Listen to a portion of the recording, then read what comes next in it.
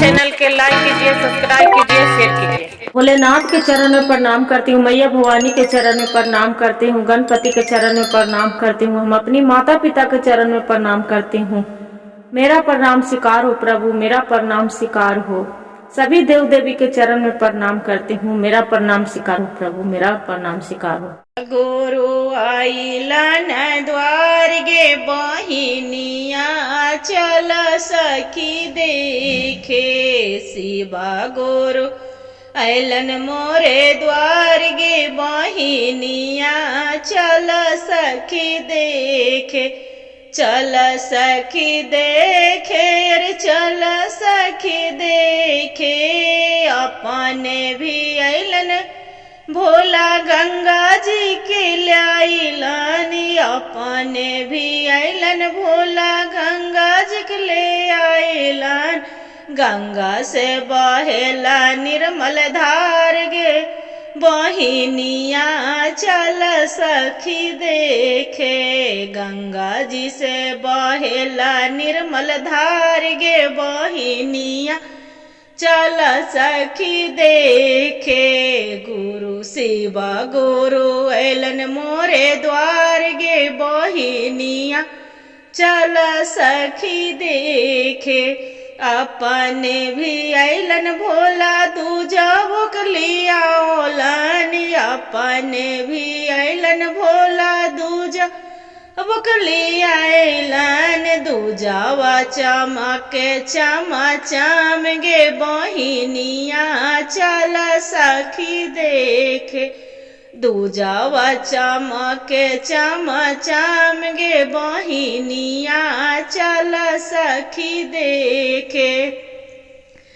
आप शिवा गुरु आइलन मोरे द्वार गे बहिनिया, चल सखी देखे शिवा गुरु आइलन मोरो द्वार गे बहिनिया, चल सखी देखे। अपने जे आइलन भोला नागा बोकलिया ओलन, अपने जे आइलन भोला नागा बोकलिया आइलन। नागावा मारा है फुफुकार गे न नागावा मारा है फुफुकार गे बहिनिया, चल सखी देखे।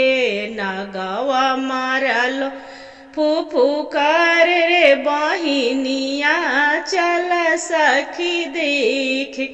शिवा गुरु आइलन मोरे द्वार रे बहिनिया, चल सखी देखे। अपने जे आइलन भोला बिच्छू के ले आइलन, अपने जे आइलन भोला बिच्छू के ले आइलन। बिच्छुआ मारल डांख बहिनिया, चल सखी देखे। शिवा गुरु आइलन मोरे द्वार रे बहिनिया, चल सखी देखे। अपने जे आइलन भोला, अपने जे आइलन भोला बाघ के लिए आइलन, अपने जे आइलन भोला बघवा के लिए आइलन। बघावा मारा है हाहाकाल गे मल बहिनिया, चल सखी देखे। जय हो बघावा छो मारा है हाहाकाल गे बहिनिया, चल सखी देखे। शिवा गुरु आइलन मोरे द्वार गे बहिनिया, चल सखी देखे। अपने जे आइलन भोला डमरू ले आइलन, अपने जे आइलन भोला डमरू के ले आइलन। तीर डमरू बाजेला डामा डाम गे बहिनिया, चल सखी देखे। डमरू बाजा है डामा डाम गे बहिनिया, चल सखी देखे। शिवा गुरु ऐलन मोरे द्वार गे बहिनिया चल सखी देखे।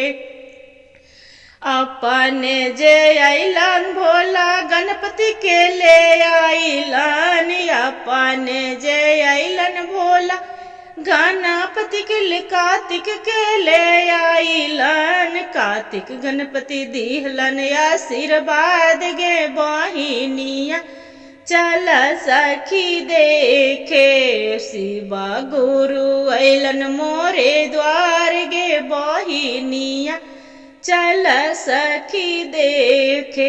अपने जे ऐलन भोला गौरा मई के लिए आइलन, अपने जे ऐलन भोला गौरा के लिए आइलन। गौरा जिया दिहालन सोहाग गे बहिनिया चल सखी देखे।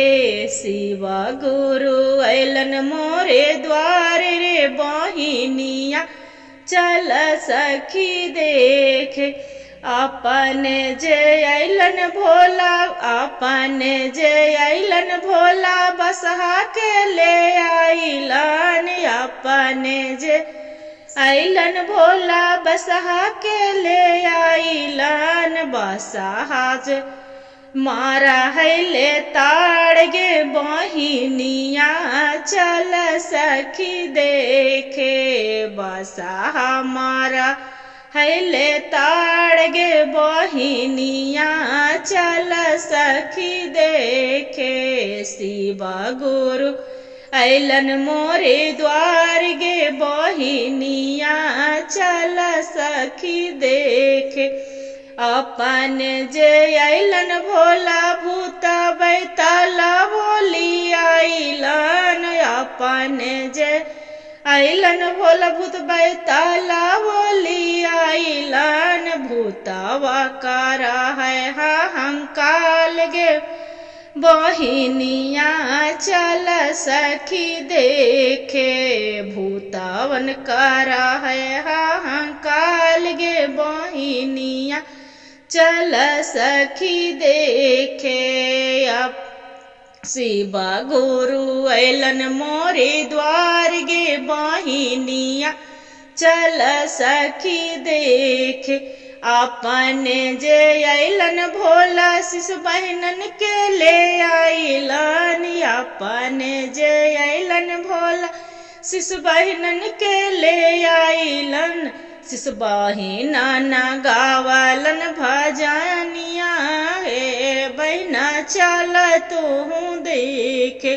शिशु बहना आवा कैलन चरा चवाए बहना चल हम देखे। मिली जुली गाइबे हम भजनिया ये सखी चला तू देखे।